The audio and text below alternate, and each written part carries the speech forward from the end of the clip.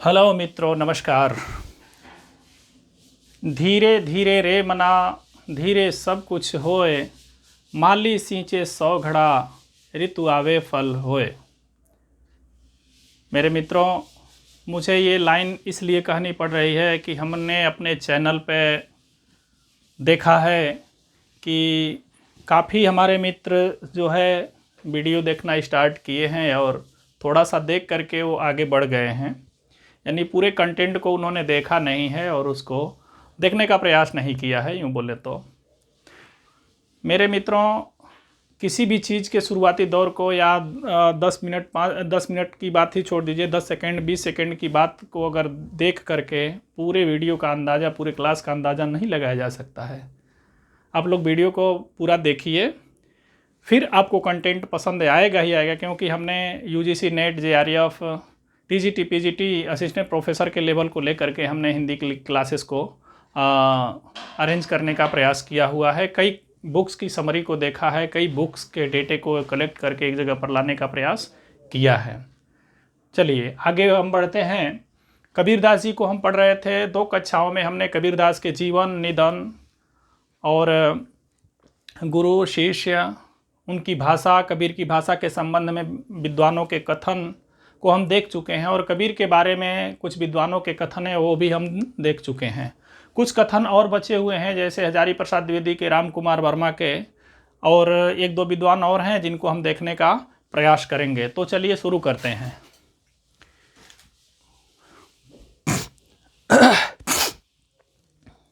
Number अपने हिसाब से देख लीजिएगा। आज मैं ये कबीर के संदर्भ में विद्वानों के कथन, हम हेडिंग डाल लेते हैं, कबीर के संदर्भ में, कबीर के संदर्भ में विद्वानों के कथन, विद्वानों के कथन। ये हम हजारी प्रसाद द्विवेदी का एक कथन है, हजारी प्रसाद द्विवेदी का कथन है ये। आज का ये पहला कथन है हजारी प्रसाद द्विवेदी का। सीधी भाषा नहीं, अगला कथन देखते हैं। आज तक हिंदी में कोई ऐसा व्यंग लेखक नहीं हुआ, आज तक हिंदी में कोई ऐसा जबरदस्त, आज तक हिंदी में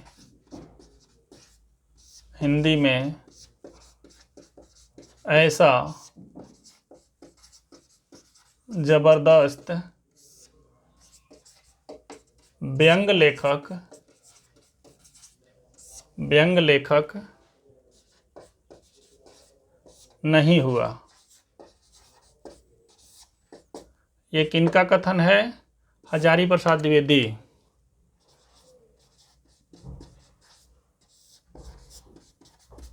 हजारी प्रसाद द्विवेदी।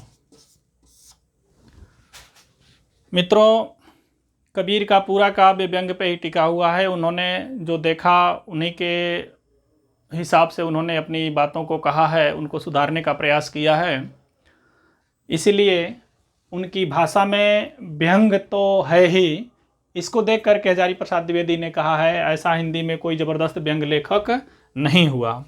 अगला कथन देखते हैं। आज का दूसरा कथन है, ये भी हजारी प्रसाद द्विवेदी का ही है। कबीर ऐसे मिलन बिंदु पर खड़े थे जहाँ से एक और ज्ञान निकल जाता है। कबीर ऐसे मिलन बिंदु पर खड़े थे, मिलन बिंदु पर खड़े थे जहाँ से एक और ज्ञान निकल जाता है, एक और ज्ञान निकल जाता है, ज्ञान निकल जाता है।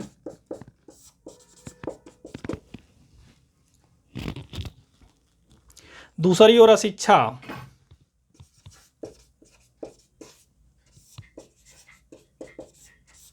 दूसरी ओर अशिक्षा,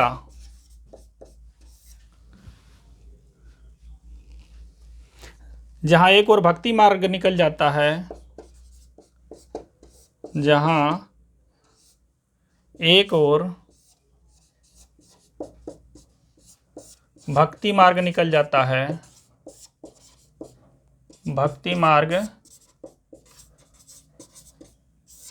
निकल जाता है,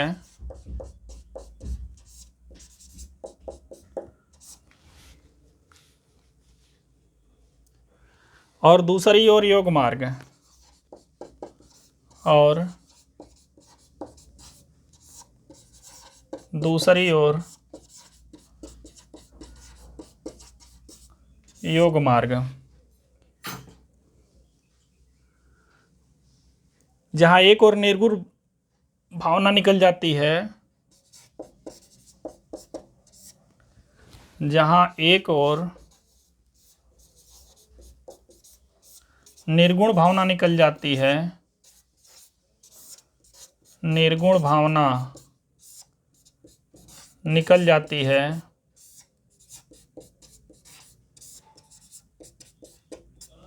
निकल जाती है। दूसरी ओर सगुण साधना, दूसरी ओर सगुण साधना, सगुण साधना। उसी प्रशस्त चौराहे पर वे खड़े थे, उसी प्रशस्त चौराहे पर वे खड़े थे।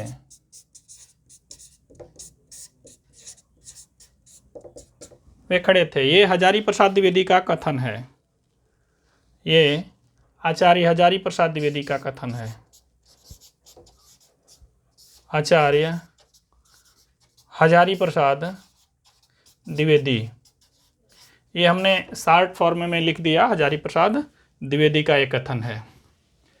अगला कथन देखते हैं, समझ लेते हैं। कबीर ऐसे मिलन बिंदु पर खड़े थे जहाँ से एक ओर ज्ञान निकल जाता है, दूसरी ओर अशिक्षा, जहाँ एक ओर भक्ति मार्ग निकल जाता है और दूसरी ओर योग मार्ग, जहाँ एक ओर निर्गुण भावना निकल जाती है, दूसरी ओर सगुण साधना। उसी प्रशस्त चौराहे पर खड़े थे। यानी इन सभी का निचोड़ लेकर के उन्होंने अपना पंथ खड़ा किया था। वहीं से उनकी भक्ति के मार्ग से होकर ही ये सारी चीज़ें निकलती थीं। उस चौराहे पर वे खड़े थे। यानी किसी भी चीज़ की अच्छाइयों को उन्होंने अपने अंदर ग्रहण किया है और फिर उसी को इकट्ठा करके एक मार्ग, एक अपना अलग पंथ खड़ा किया है। इसीलिए कबीर की जो वाणी है उसमें समाज सुधार की भावना ज़्यादा झलकती है। आगे बढ़ते हैं हम दूसरे कथन की ओर।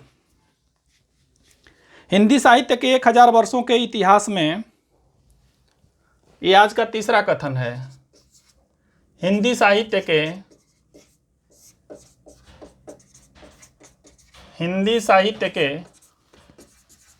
1000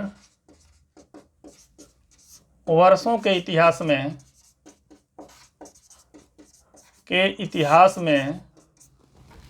1000 वर्षों के इतिहास में कबीर जैसा व्यक्तित्व तो लेकर कोई उत्पन्न नहीं हुआ। कबीर जैसा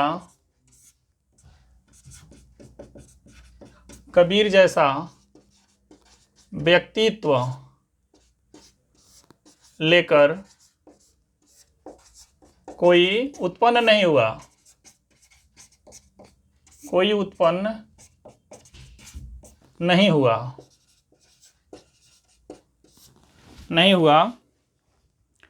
महिमा में यह व्यक्ति केवल एक ही प्रतिद्वंदी जानता है, तुलसीदास। महिमा में केवल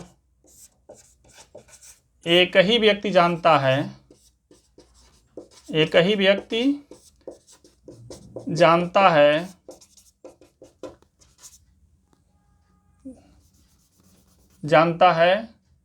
तुलसीदास।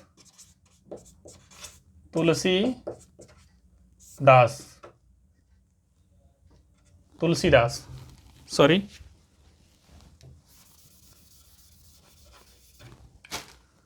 जानता है तुलसीदास। ये हजारी प्रसाद द्विवेदी का कथन है। हजारी प्रसाद द्विवेदी का कथन है। हजारी प्रसाद द्विवेदी का कथन है। आज का चौथा कथन हम देख लेते हैं। यहाँ पर हजारी प्रसाद द्विवेदी जी इनको तुलसीदास के समकक्ष चला करके उनकी महिमा को जानने के लिए तुलसीदास को ही समकक्ष चला करके खड़ा करते हैं। कबीर के संदर्भ में राम स्वरूप चतुर्वेदी के कथन हैं, संस्कृत से मुक्त लोक संस्कृत बनाने में उनका योगदान महत्वपूर्ण है। संस्कृत से मुक्त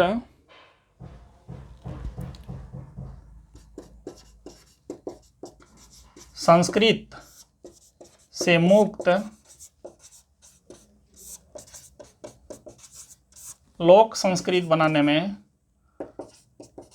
संस्कृति बनाने में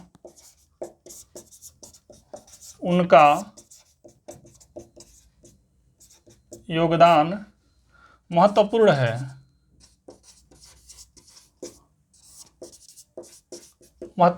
ये है रामस्वरूप चतुर्वेदी का कथन है। रामस्वरूप चतुर्वेदी का कथन है। रामस्वरूप चतुर्वेदी, रामस्वरूप चतुर्वेदी, रामस्वरूप चतुर्वेदी का कथन है। ये बिना महाकाव्य लिखे हुए हिंदी के महाकवि हैं। पांचवा कथन ये भी रामस्वरूप चतुर्वेदी का ही है। बिना महाकाव्य लिखे, बिना महाकाव्य लिखे वे हिंदी के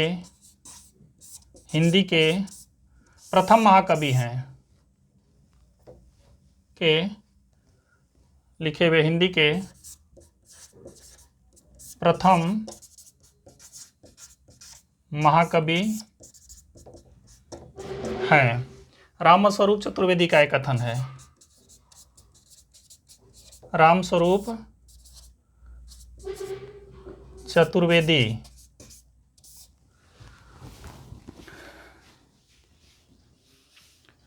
मुख्यतः कोई भी कवि जब वो महाकाव्य लिखता है तो उसे महाकवि का दर्जा दिया जाता है, लेकिन रामस्वरूप चतुर्वेदी कहते हैं कि कबीरदास जी, जैसा कि आप जानते ही हैं कि कबीरदास ने कोई महाकाव्य नहीं लिखा, उनकी रचनाएं मुक्तक ही हैं।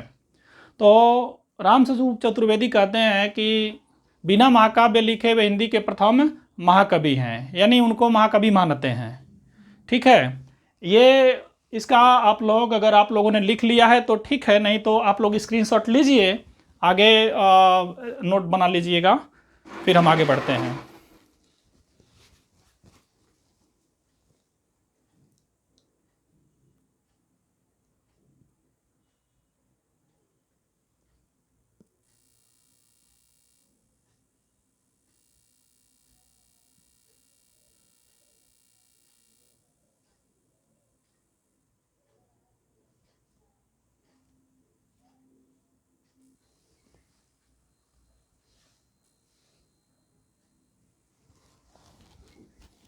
अगला कथन है राम कुमार वर्मा जी का है। ये कहते हैं कि ये पांचवा कथन है, छठा कथन है आज का। कबीर ने अपने काव्य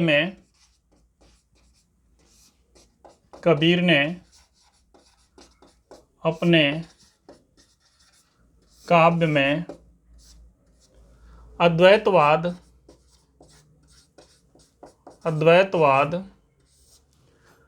और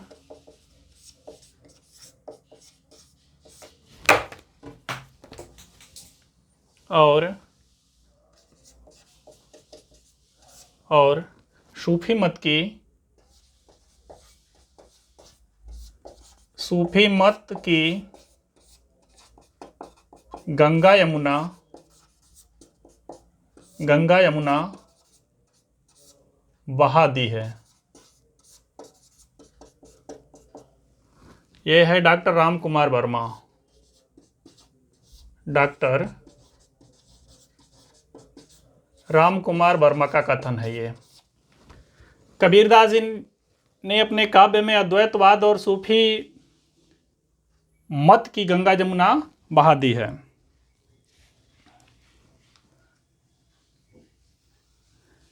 कबीर का काव्य बहुत स्पष्ट और प्रभावशाली है। 7वां कथन है ये।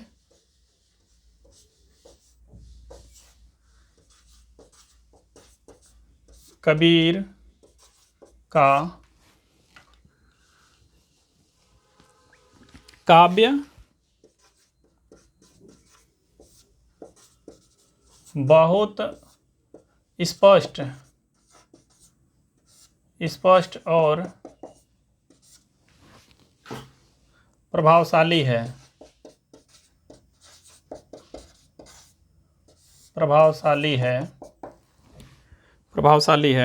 यद्यपि कबीर ने पिंगल और अलंकार के आधार पर काव्य रचना नहीं की। यद्यपि कबीर ने पिंगल और अलंकार के आधार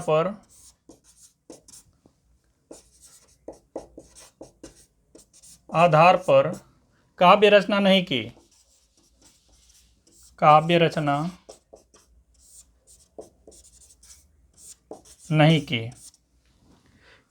नहीं की,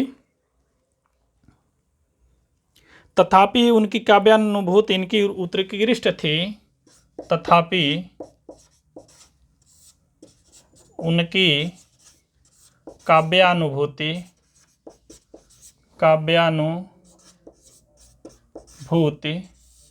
इतनी स्पष्ट थी, इतनी उत्कृष्ट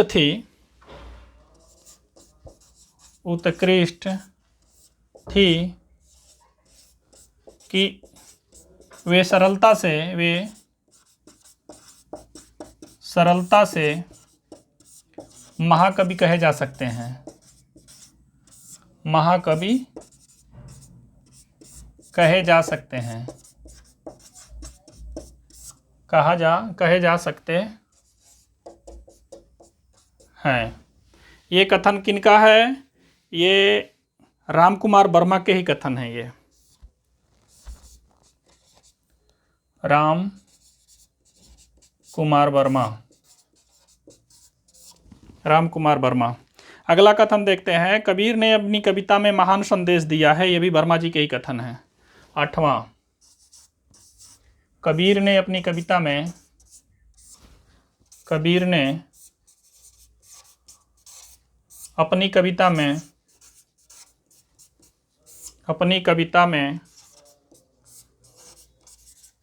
महान संदेश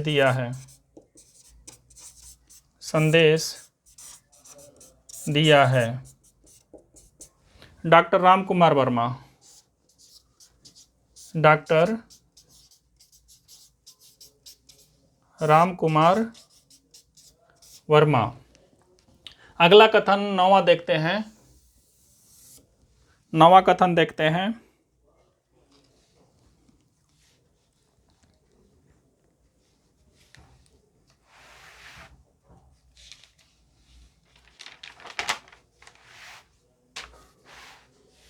कबीर पहले व्यक्ति हैं जिन्होंने विभिन्न धर्मों, संप्रदायों, जातियों, वर्णों को नकार कर 9वां कथन, कबीर पहले व्यक्ति हैं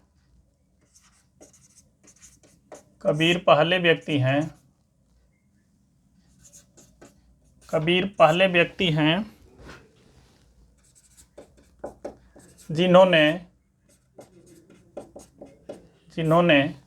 विभिन्न जातियों,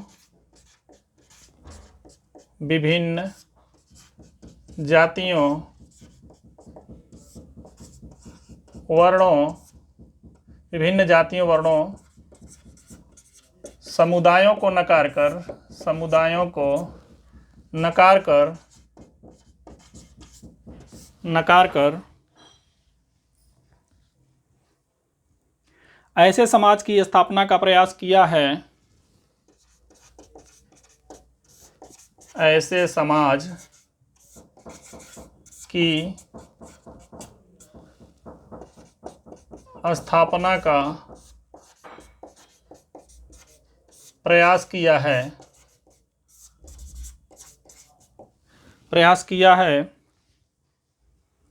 जिसमें धर्म संप्रदाय ऊंच नीच के लिए कोई स्थान नहीं है, जिसमें धर्म संप्रदाय ऊंच नीच के लिए कोई स्थान नहीं है, कोई स्थान नहीं है, कोई स्थान नहीं है। पीड़ित शोषित भयभीत जन समाज के दुख से जितना सरोकार, पीड़ित शोषित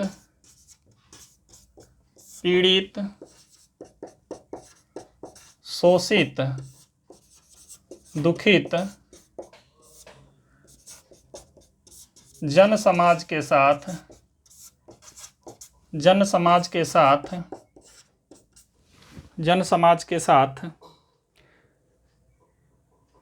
जितना सरोकार कबीर का है, भक्ति काल में अन्य किसी कवि का नहीं।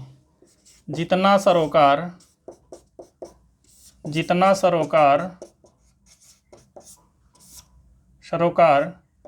कबीर का है,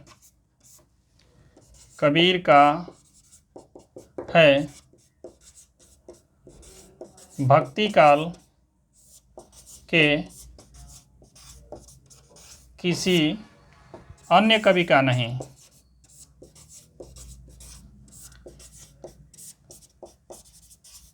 अन्य कवि का नहीं। ये डॉक्टर बच्चन सिंह का कथन है।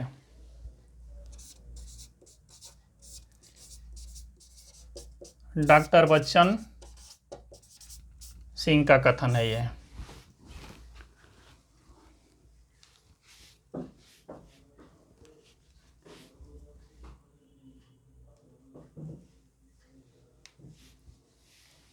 ये कबीरदास जी के संदर्भ में जो बच्चन सिंह ने कहा है, कबीर पहले व्यक्ति हैं जिन्होंने विभिन्न जातियों वर्णों समुदायों को नकार कर ऐसे समाज की स्थापना का प्रयास किया है जिसमें धर्म संप्रदाय ऊंच नीच के लिए कोई स्थान नहीं है।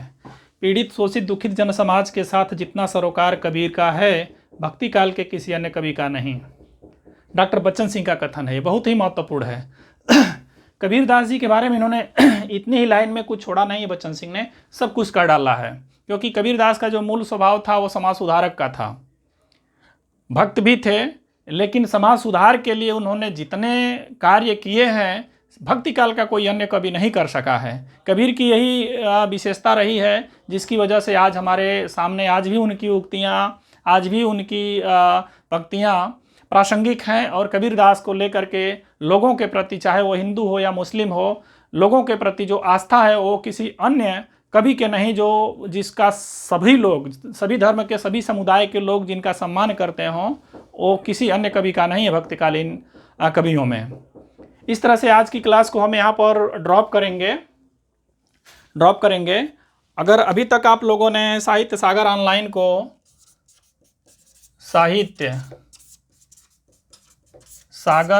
को